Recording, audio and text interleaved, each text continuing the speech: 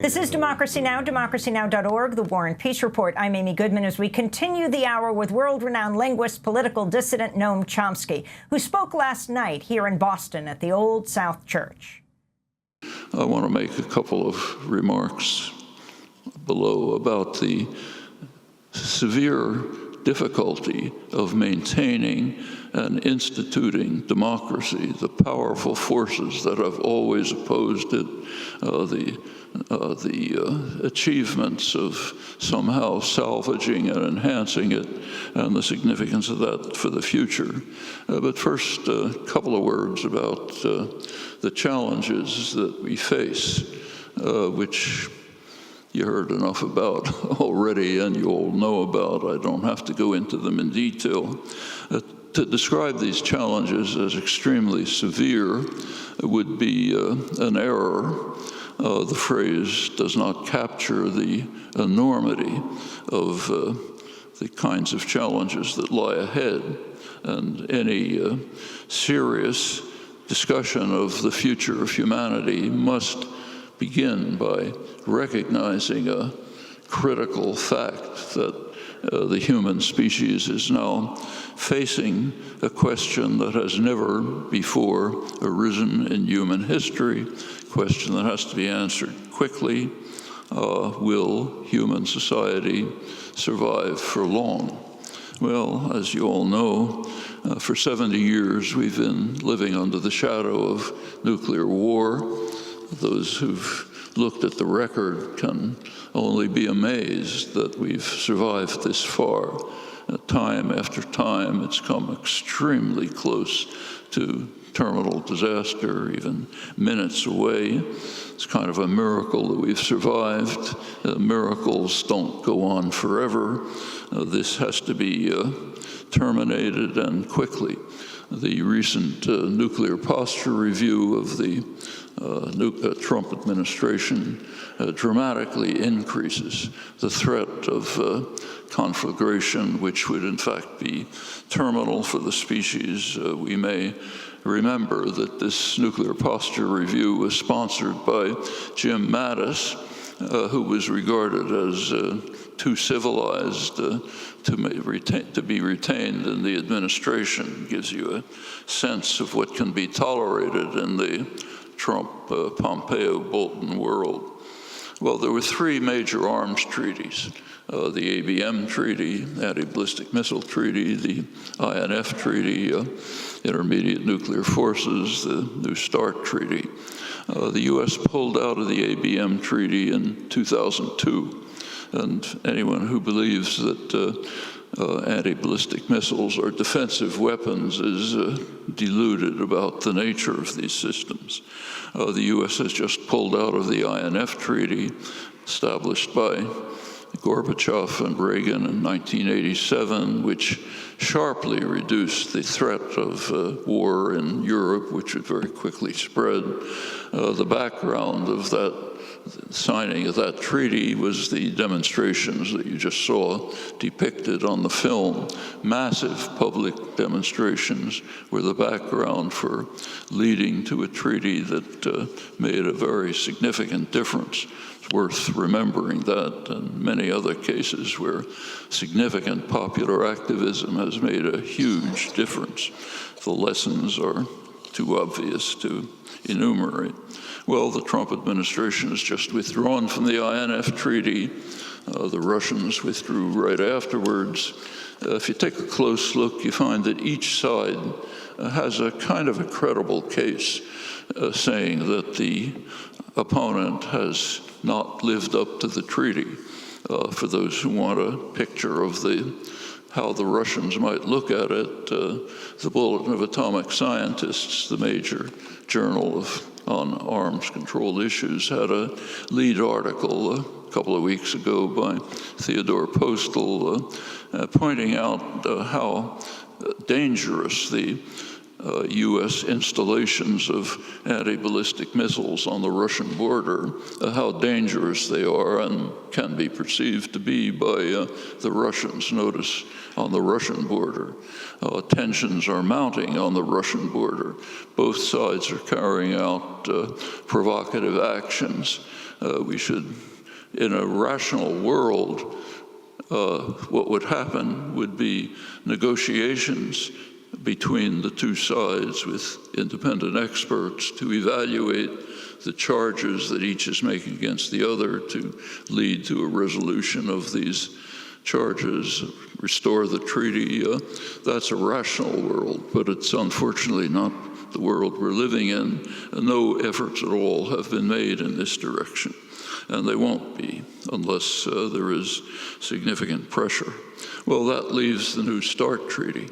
The New START Treaty has already been designated by the figure in charge, who has modestly described himself as the greatest president in American history. He gave it the usual designation of anything that was done by his predecessors, the worst treaty that ever happened in human history. We've got to get rid of it.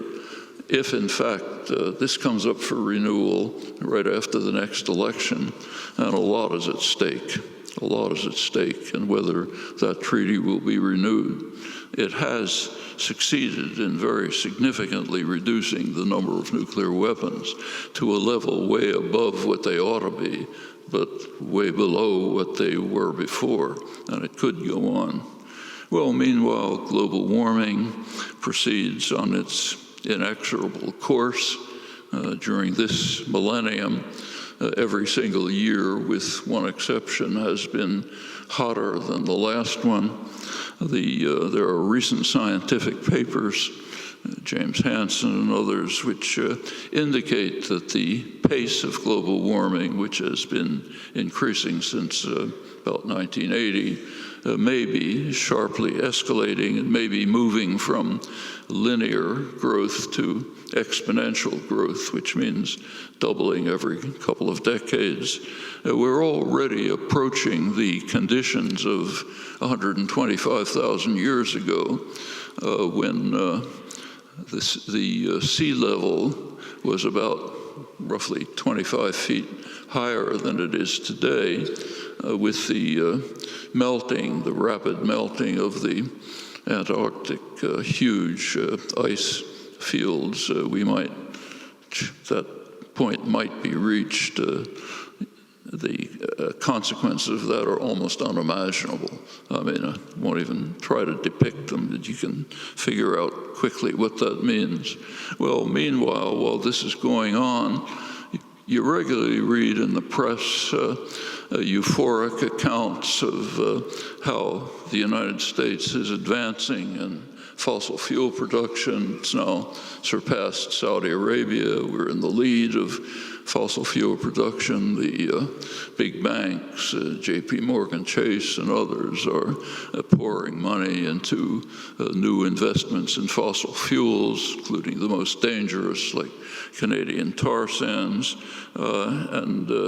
This is all presented with great euphoria, excitement. We're now reaching energy independence. We can control the world, determine the use of fossil fuels in the world. Barely a word on what the meaning of this is, which is quite obvious. It's not that the reporters, commentators don't know about it, that the CEO of the banks don't know about it. Of course they do. But these are kind of institutional pressures that just are extremely hard to extricate themselves from. You can put yourself in try to put yourself in the position of say the CEO of JP Morgan Chase, the biggest bank, which is spending large sums in investment in fossil fuels. He certainly knows everything that you all know about global warming. It's no secret. But what are the choices? It basically has two choices. One choice is to do exactly what he's doing. The other choice is to resign and be replaced by somebody else who'll do exactly what he's doing. It's not an individual problem. It's an institutional problem, which can be met, but only under tremendous public pressure. we've recently seen very dramatically how the solution can be reached. A group of young people, Sunrise Movement, organized, got to the point of sitting in congressional offices, aroused some interest from the new progressive figures who were able to make it to Congress under a lot of popular pressure. Alexandria Ocasio-Cortez, joined by Ed Markey, actually placed the Green New Deal on the agenda. That's a remarkable achievement. Of course, it gets hostile attacks from everywhere. It doesn't matter. It's a couple of years ago, it was unimaginable that it would be discussed. As a result of the activism of these group of young people, it's now right in the center of the agenda. It's got to be implemented in one form or another. It's essential for survival, maybe not in exactly that form, but some modification of it. Tremendous change achieved by the commitment of a small group of young people. That tells you the kind of thing that can be done.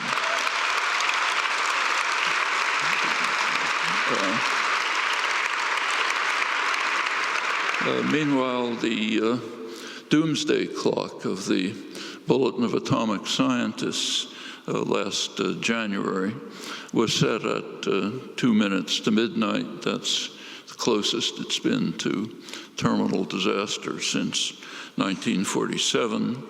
The announcement of the settlement of the setting mentioned the two major familiar threats.